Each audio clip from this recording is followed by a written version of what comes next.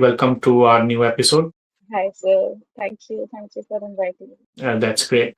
So, we are having this important topic today to discuss that is with relationships, how relationships are affecting our health, and relationships can affect mental health, and vice versa. Mental health can affect the relationships.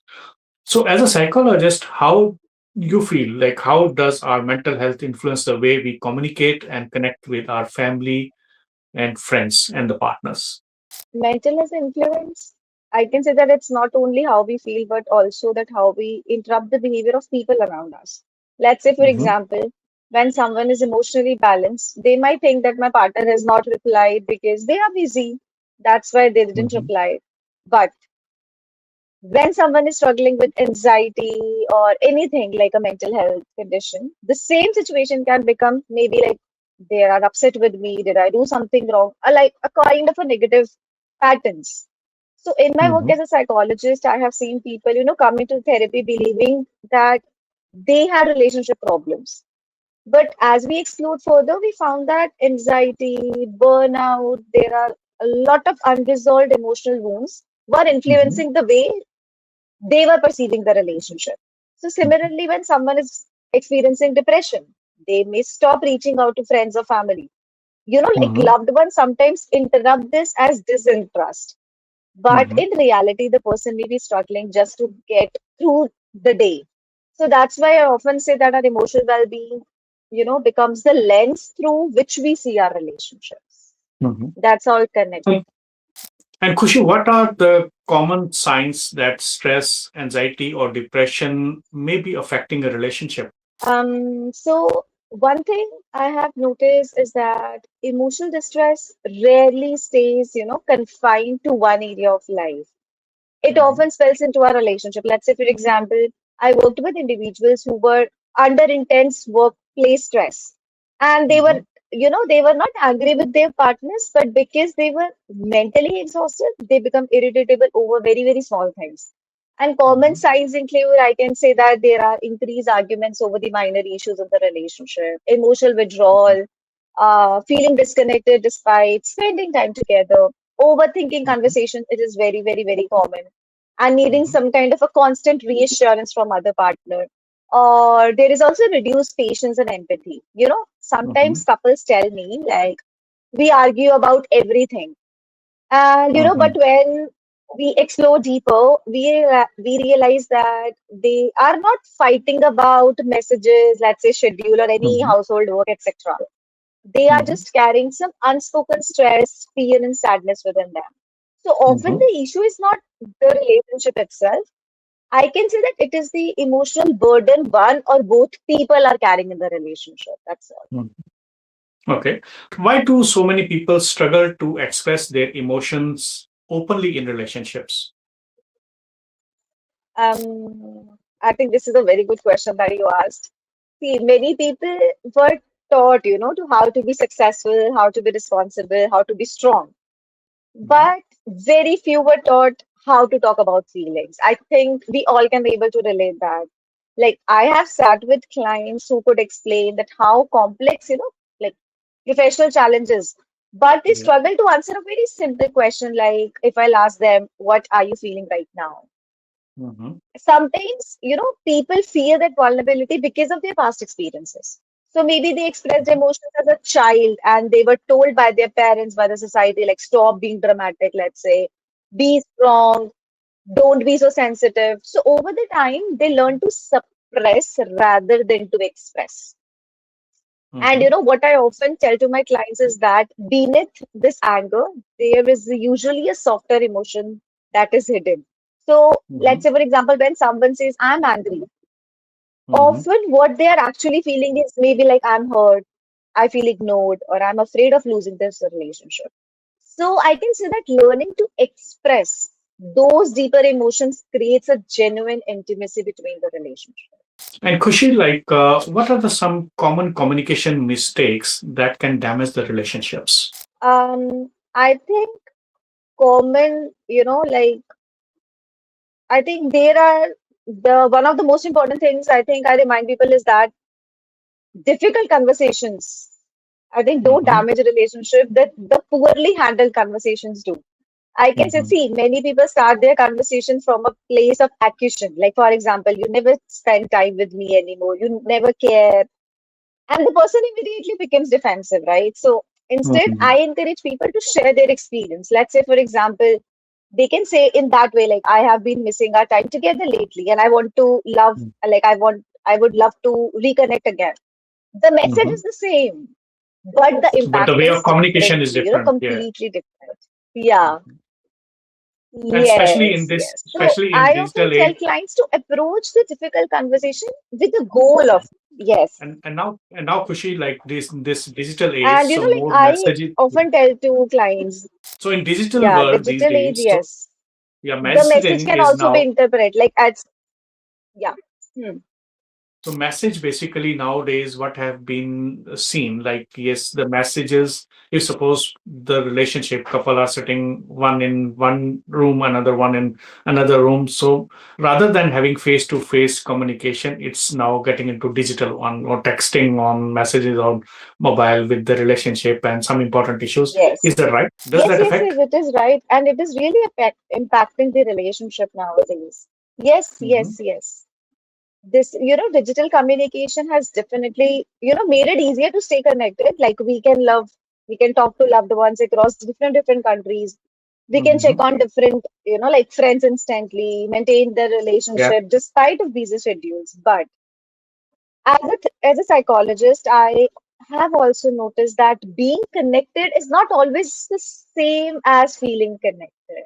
Like, for Mm-hmm. example, I have worked with individuals who, text their partners throughout the day, but still they feel emotionally distant because they are Mm-hmm. communicating frequently, but not necessarily connecting deeply. And I think one of the major challenge with digital communication is that we lose important emotional cues such as our tone, Mm-hmm. just tone of voice, our facial expressions, our body language, eye contact. A Yeah. simple text saying okay can be interpreted in many different ways. Maybe Mm-hmm. one person may read it as a neutral, while another may think the other person is upset or angry. And this, I will tell you that this often leads to misunderstanding, overthinking, Mm-hmm. assumptions, unnecessary conflicts in the couples. Mm-hmm. So, And, like social media can impact the relationship, I can say. mhm. Okay. And when disagreement happens, what are the some healthy ways to manage the conflict? I love this question because I think people often think, like improving the relationship or mental health, it requires huge life changes. But Mm-hmm. sometimes the smallest habit create the biggest impact. I Mm-hmm. will tell you very good techniques. Like first is about, check in with yourself before reacting. This is very important. So before responding in anger or frustration, first pause and then ask with yourself, what am I actually feeling? Mm-hmm. Like I have seen in many situations where someone, thought they were angry at their partner, but underneath they were exhausted, overwhelming, or Mm-hmm. anxious.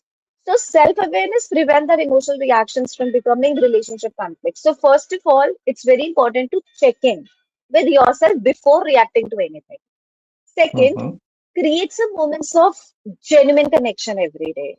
See, connection does not just require the grand gestures. It can be having tea together without phones, asking with your partner like how's your day really, or like Mm-hmm. giving someone your full attention for just 10 minutes.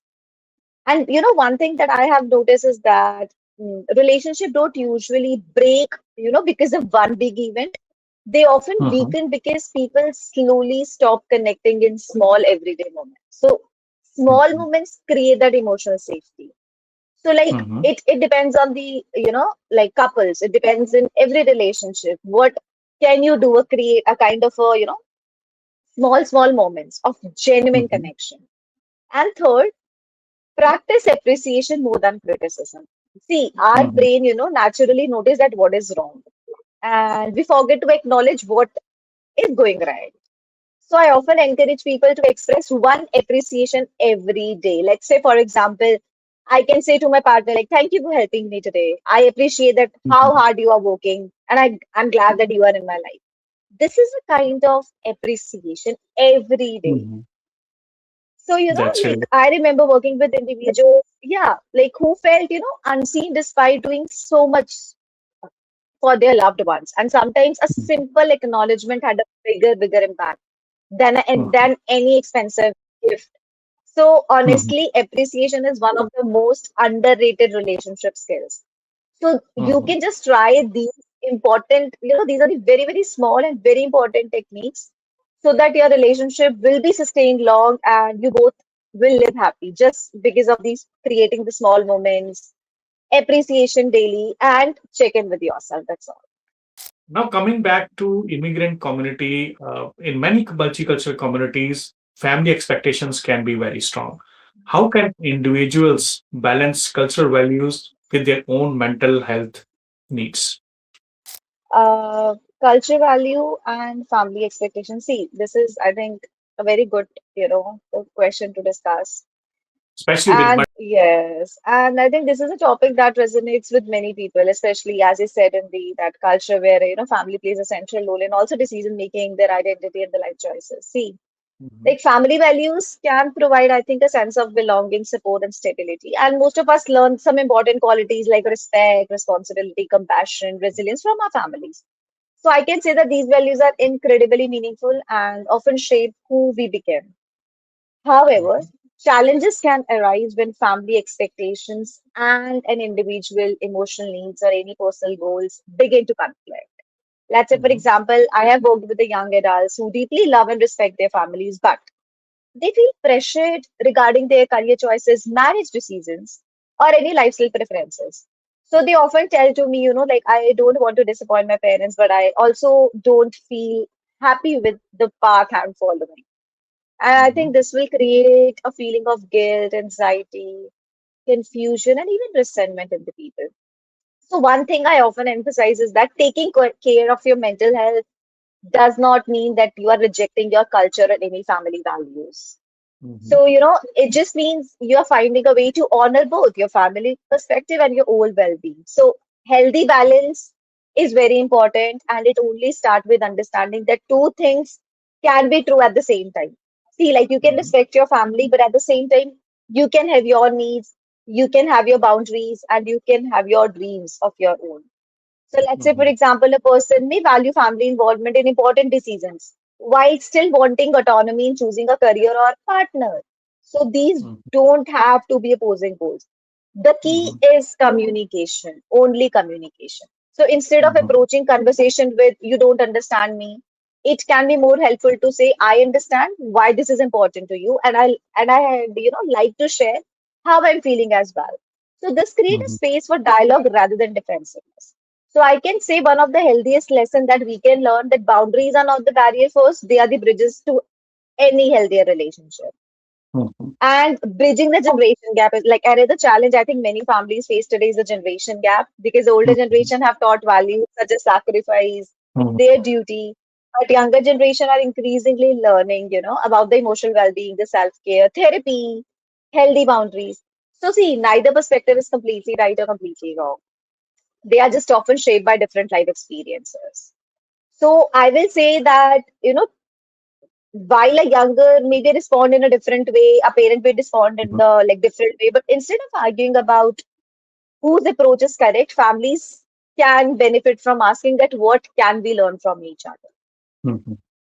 Okay, So I think thanks you for do that. not, yeah, I think the last, like I want to say that you don't want to choose between your family or your mental health. The goal is not to, abandon one for the other, but just to create a balance.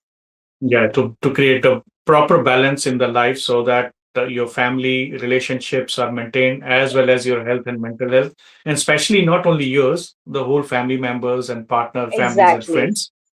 And now coming Right, back right. to the same techniques we have already discussed, and you have given us few techniques to overcome this issue.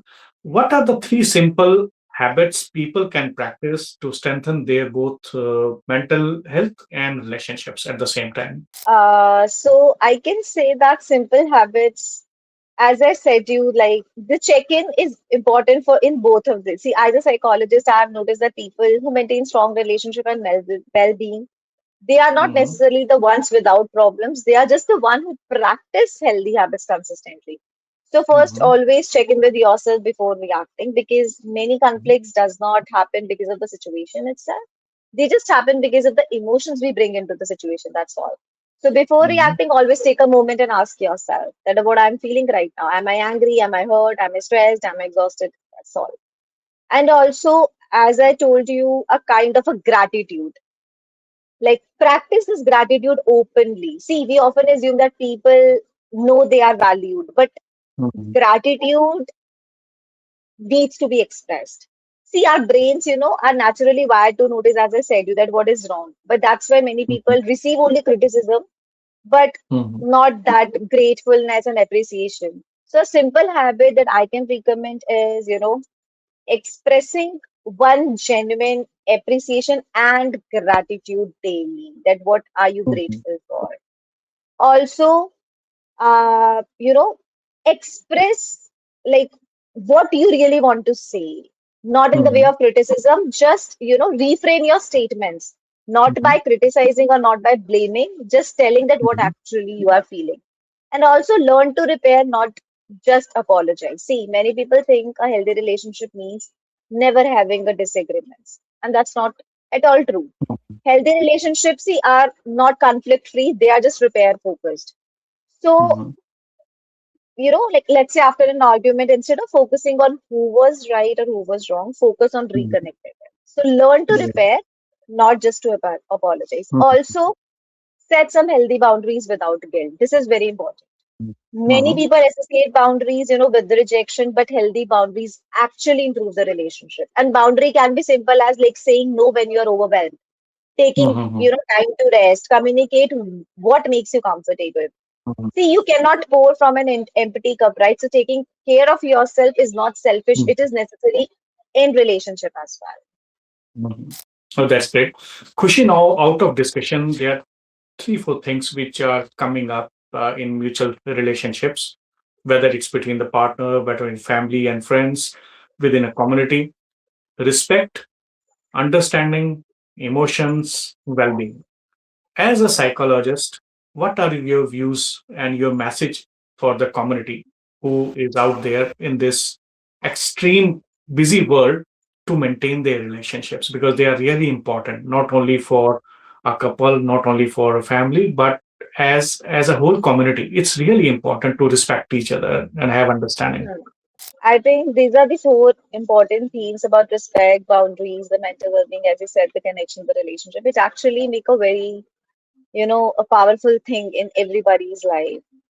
See, respect, I think these are the simple four habits I can say that people can practice just to strengthen their mental health as well as their relationship with Mhm. everyone, with their families, with their partner. See, practice first of all respect. Respect is the foundation of every healthy relationship. It does not mean that you always agree with someone. It just means you're valuing their thoughts, feelings, experiencing, and individuality, even when they are, different from our own. So, Mhm. see, people may forget what was said, but they rarely forget how they were made to feel. So, when people Mhm. feel disrespected, they will feel that you are not that person anymore. Then the conflicts will occur. But when people feel respected, they really feel safe, heard, and valued in the same thing. Mhm. I think we have to start practicing respect for everything within our Mhm. families, with our relationship, friends, anybody. Also, very important thing, the maintaining the healthy boundaries.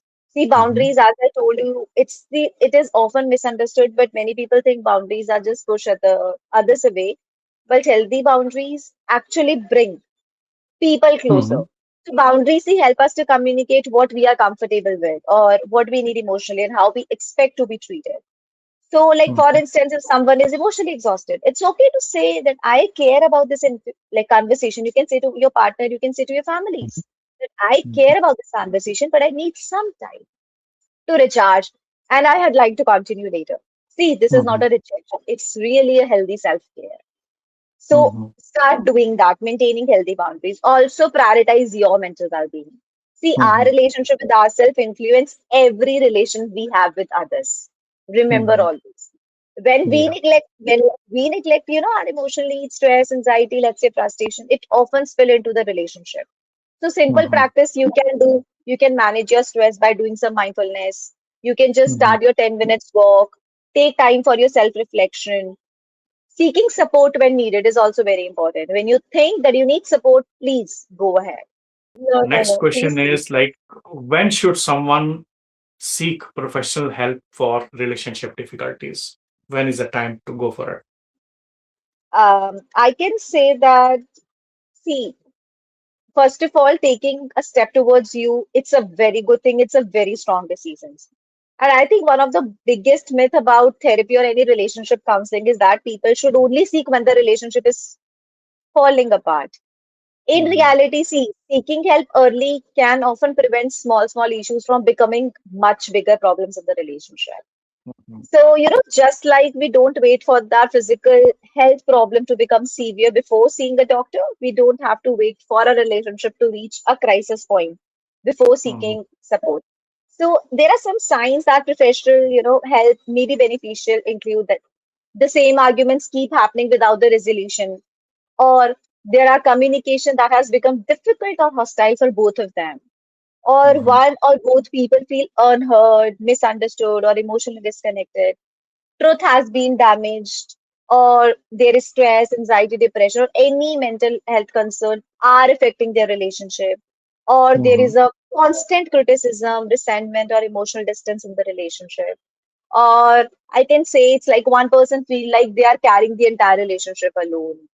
So these mhm, are the some very, very common signs that I think this all needs a professional help. So as a mhm, therapist, I have often seen people come for, just counseling saying we should have much, like we should have come much earlier. So that's mhm, what, if you are observing this, taking help towards you, it's a very good step and it can benefit you because it can maintain your mhm. relationship. Yeah. So I can say that these are the some important signs that can person can able to recognize and that they can seek help. Oh, that's great. So, Khushi, thank you very much once again for being here with this important topic and giving us so much information, which is really helpful for the community, especially for immigrant community. Thank you very much, Yeah, Khushi, and we will meet up again in the next episode with a different topic and different subject. You have a good day. Take care. you Thank too.